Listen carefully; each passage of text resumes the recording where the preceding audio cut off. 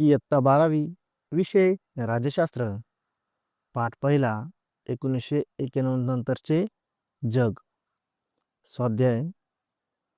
तर मित्रांनो, यामधील पहिला असा प्रश्न आहे, अ दिलेल्या पर्यायापैकी योग्य पर्याय निवडून विधाने पूर्ण करा. यामध्ये एक, दक्षिण आशियामध्ये संवाद निर्माण करणे हे डॅशचे प्रमुख उद्दिष्ट आहे. पर्याय सार्क, ब्रिक्स, G20, शांघाय सहकार्य संघटना. तर मित्रांनो, याचं उत्तर आहे सार्क. दक्षिण आशियामध्ये संवाद निर्माण करणे हे सार्कचे प्रमुख उद्दिष्ट आहे. 2, कॅटलोनियाला डॅशपासून स्वातंत्र्य हवे आहे. पर्याय इंडोनेशिया, सर्बिया, स्पेन, रशिया. त्याचं उत्तर आहे स्पेन. कॅटलोनियाला स्पेनपासून स्वातंत्र्य हवे आहे. ब, दिलेल्या विधानासाठी समर्पक संकल्पना लिहा. 1, जेव्हा एक राज्य इतर राज्यावर लष्करी ताकदीच्या वापराशिवाय प्रभाव पाडते, सॉफ्ट पॉवर. 2, जागतिक घडामोडींवर प्रभाव टाकण्याची व स्वतःचे हित साधण्याची क्षमता तसेच आंतरराष्ट्रीय राजकारणात अग्रगण्य स्थान असलेले राज्य, महाशक्ती. प्रश्न दुसरा अ, पुढील संकल्पना चित्रे पूर्ण करा. बिमस्टेक देश. तर बिमस्टेक देश कोणकोणते आहेत? भारत, बांगलादेश, श्रीलंका, थायलंड, म्यानमार, नेपाळ आणि भूतान.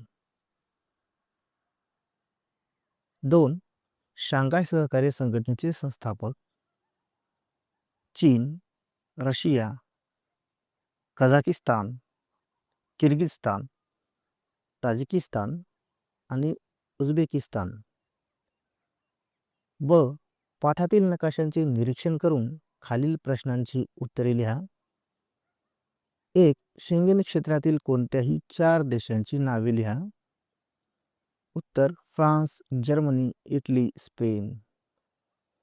2, युरोपीय महासंघाचे सदस्य नसलेल्या मात्र शेंगेन क्षेत्रात असलेल्या कोणत्याही 2 देशांची नावे लिहा. उत्तर नॉर्वे, स्वित्झर्लंड. प्रश्न तिसरा, खालील विधाने चूक की बरोबर ते सहकारण लिहा. 1, दक्षिण आशियातील व्यापारासाठी सार्क महत्वाचे आहे. उत्तर बरोबर, कारण सार्कद्वारे सदस्य देशांमध्ये सहकार्य वाढवले जाते. व्यापार वाढवण्यासाठी करार, उदाहरणार्थ सेप्टा, करण्यात आले आहेत. त्यामुळे प्रादेशिक व्यापाराला चालना मिळते. 2, मास्त्रिक्ट करार युरोपच्या संरक्षणासाठी करण्यात आला. उत्तर चूक, कारण मास्त्रिक्ट कराराद्वारे युरोपियन युनियनची स्थापना करण्यात आली. हा करार मुख्यतः आर्थिक राजकीय एकीकरणासाठी होता, फक्त संरक्षणासाठी नव्हता. 3, 1980च्या दशकाला मानवतावादी हस्तक्षेपाचा सुवर्ण काळ म्हणतात.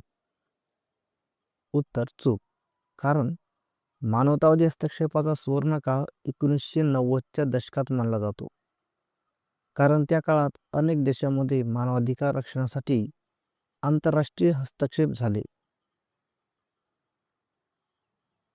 प्रश्न चौथा, आपले मत नोंदवा. 1, मानवतावादी हस्तक्षेपाबाबत आपले मत नोंदवा.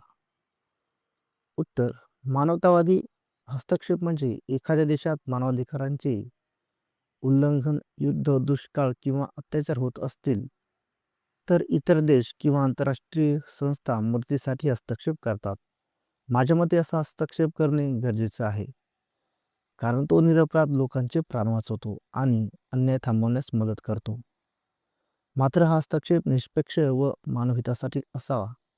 कोणत्याही देशाच्या स्वार्थासाठी किंवा राजकीय फायद्यासाठी हस्तक्षेप केला जाऊ नये. 2, आंतरराष्ट्रीय राजकारणात प्रादेशिकतावाद महत्वाचा आहे का? उत्तर होय. प्रादेशिकतावाद आंतरराष्ट्रीय राजकारणात महत्वाचा आहे, कारण एका प्रदेशातील देश एकत्र येऊन आर्थिक, राजकीय व सामाजिक सहकार्य वाढवू शकतात. यामुळे विकासाला चालना मिळते, व्यापार वाढतो आणि शांतता टिकवण्यास मदत होते. तसेच प्रादेशिक संघटनामुळे लहान देशांनाही आपला आवाज मांडता येतो. त्यामुळे जागतिक स्तरावर संतुलन राखण्यास मदत होते. प्रश्न 5वा, खालील प्रश्नांची उत्तरे लिहा. सॉफ्ट पॉवर म्हणजे काय ते उदाहरणासह स्पष्ट करा. उत्तर: सॉफ्ट पॉवर ही संकल्पना जोसेफ नाय यांनी मांडली. सॉफ्ट पॉवर म्हणजे एखाद्या देशाने लष्करी किंवा आर्थिक दबाव न वापरता आपल्या संस्कृती, मूल्य, शिक्षण, कला आणि परराष्ट्र धोरणांच्या माध्यमातून इतर देशांवर प्रभाव टाकणे होय. यात आकर्षण आणि विश्वास यांच्या जोरावर इतर देश प्रभावित होतात. सॉफ्ट पॉवरमुळे देशाची प्रतिमा चांगली तयार होते आणि इतर देश त्याच्याशी मैत्रीपूर्ण संबंध ठेवण्यास उत्सुक होतात. उदाहरण: भारत योग, आयुर्वेद, बॉलिवूड चित्रपट तसेच दिवाळी, होळी यासारख्या सणांच्या माध्यमातून जगावर प्रभाव टाकतो. त्यामुळे भारताची सॉफ्ट पॉवर वाढते.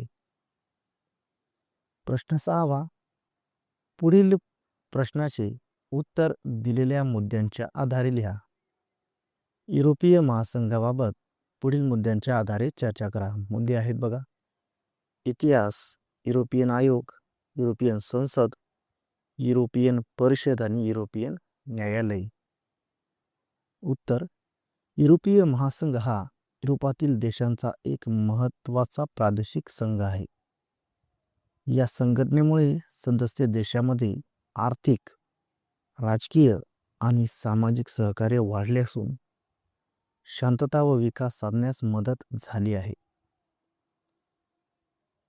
इतिहास: द्वितीय महायुद्धानंतर युरोपमध्ये शांतता व सहकार्य वाढवण्यासाठी प्रयत्न सुरू झाले. 1952 मध्ये European coal and steel community म्हणजेच युरोपीय कोळसा व पोलाद समुदाय स्थापन झाला.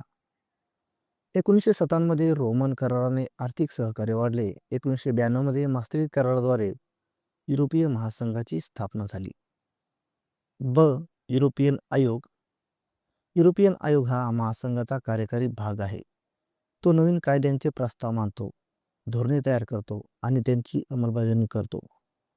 तसेच सदस्य देशांनी नियमांचे पालन केले की नाही हे तपासतो. त्यामुळे ही संस्था महासंघाचे प्रशासन प्रभावीपणे चालवते. युरोपियन संसद. युरोपियन संसद ही लोकांनी थेट निवडलेली संस्था आहे. ती कायदे तयार करते व मंजूर करते. तसेच ती अर्थसंकल्प मंजूर करते आणि आयोगावर नियंत्रण ठेवते. त्यामुळे लोकशाही पद्धतीने निर्णय घेतले जातात. युरोपियन परिषद. युरोपियन परिषदमध्ये सदस्य देशामध्ये राष्ट्रप्रमुख किंवा पंतप्रधान सहभागी होतात. ही संस्था महासंघाच्या धोरणांना दिशा देते. दीर्घकालीन योजना, महत्त्वाचे निर्णय आणि आंतरराष्ट्रीय प्रश्नावर भूमिका येथे ठरवली जाते. युरोपियन न्यायालय. युरोपियन न्यायालय हे महासंघाचे सर्वोच्च न्यायालय आहे.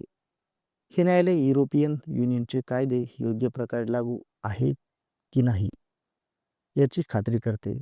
तसेच सदस्य देशांमधील वाद सोडवते आणि कायद्याचे संरक्षण करते. युरोपीय महासंघ हा जगातील सर्वात यशस्वी प्रादेशिक संघापैकी एक आहे. त्याच्या विविध संस्थांमुळे सदस्य देशांमध्ये सहकार्य, आर्थिक प्रगती, लोकशाही आणि शांतता टिकून राहते.